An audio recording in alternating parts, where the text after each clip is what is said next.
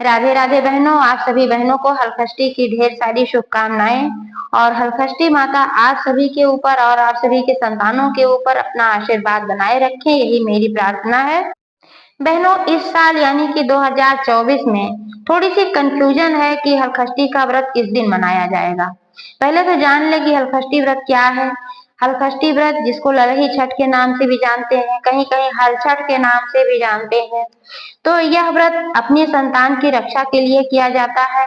और निसंतान लोग भी इसको कर सकते हैं, क्योंकि इस व्रत को करने से संतान सुख की प्राप्ति होती है।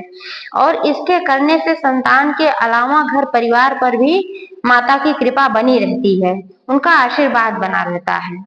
हलखष्टी के दिन बलदेव की पूजा करने से घर परिवार पर उनका आशीर्वाद बना रहता है और बहुत ही अच्छा, बहुत ही फलदायी है यह व्रत। बहनों, हलखष्टी का व्रत आप सभी जानती हैं कि षष्ठी तिथि पर ही मनाया जाता है। लेकिन समस्या तब आती है जब यह तिथि 2 दिनों में होती है, आधे आधे दिन के लिए। जैसे इस वर्ष है, यानी कि 2024 में। इस वर्ष क्या है कि 24 तारीख को ही षष्ठी तिथि लग जा रही है। 24 तारीख को 12:30 पर षष्ठी तिथि प्रारंभ हो रही है। और अगले दिन यानी कि 25 तारीख को, 25 अगस्त को 10:11 तक यह तिथि रहने वाली है। तो ज्योतिषाचार्य के अनुसार यह व्रत उदया तिथि में ही किया जाता है। उदया तिथि का मतलब यह हुआ कि जब सूर्योदय हो उससे पहले या उस समय यह तिथि चल रही हो, तो उसे उदया तिथि कहते हैं। तो अगर आप 24 को व्रत करेंगी तो उदया तिथि नहीं होगा, क्योंकि 24 को 12:30 यह तिथि लग रही है।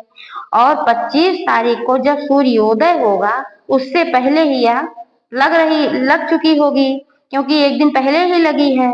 तो अगले दिन अगर थोड़ा सा ही देर रहती है, 8 बजे तक, 9 बजे तक ही अगर रहती है, तब भी उदया तिथि के नाते इस दिन ही यह व्रत माना जाएगा। उदया तिथि में जो व्रत किया जाता है वो अधिक फलदायी होता है और यही मान्य है हमारे हिंदू धर्म में। हलखष्टी का पूजन भी जब 6 घड़ी बीत जाती है सुबह से, तभी किया जाता है, बिल्कुल सुबह किया भी नहीं जाता है। और हलखष्टी व्रत का पूजन 6 घड़ी बीतने के बाद सुबह से ही किया जाता है। 6 घड़ी का मतलब हुआ 4 घंटे। एक घड़ी में 40 मिनट होता है, एक घंटे में 60 मिनट होता है। तो 40 मिनट के हिसाब से सुबह से अगर 5:30 बजे से या 5 बजे से आप जोड़ती हैं तो 9 बजे तक आपका 4 घंटा हो जाएगा। क्योंकि घड़ी छोटी होती है, घंटा बड़ा होता है, तो जब 4 घंटा होगा तो आपकी 6 घड़ी पूरी हो जाएगी। तो उसी समय आपको गांठ देना है, उसी समय आपको पूजन करना है। और अगर आप 24 तारीख को व्रत रखती हैं तो 12:30 बजे तो ये तिथि लग रही है, तो आप षष्ठी में व्रत नहीं करेंगी और ना ही आपका षष्ठी में पूजन हो पाएगा। तब आपका पूजन पंचमी तिथि में होगा, जो कि मान्य नहीं है।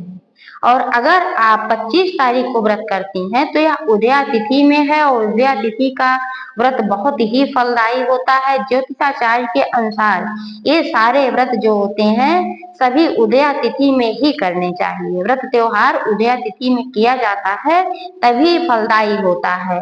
उदया तिथि का मतलब है कि जब सूर्योदय हो उसके पहले वह तिथि लग चुकी हो। तो अगर आप करती हैं 24 में तो सूर्योदय के समय तो पंचमी तिथि है, बाद में है ये वाली षष्ठी तिथि। इसलिए 25 अगस्त को ही व्रत किया जाएगा और 25 अगस्त को ही पूजन किया जाएगा। एक बार फिर से सभी माताओं बहनों को हलखष्टी की बहुत बहुत बधाई और शुभकामनाएं। इसी के साथ वीडियो समाप्त होता है। अच्छा लगा हो तो लाइक करें, शेयर करें। चैनल को सब्सक्राइब नहीं किया है तो प्लीज चैनल को भी सब्सक्राइब करके बेल आइकन को प्रेस कर दें, ताकि सारे अपडेट्स आपको मिलते रहें। धन्यवाद।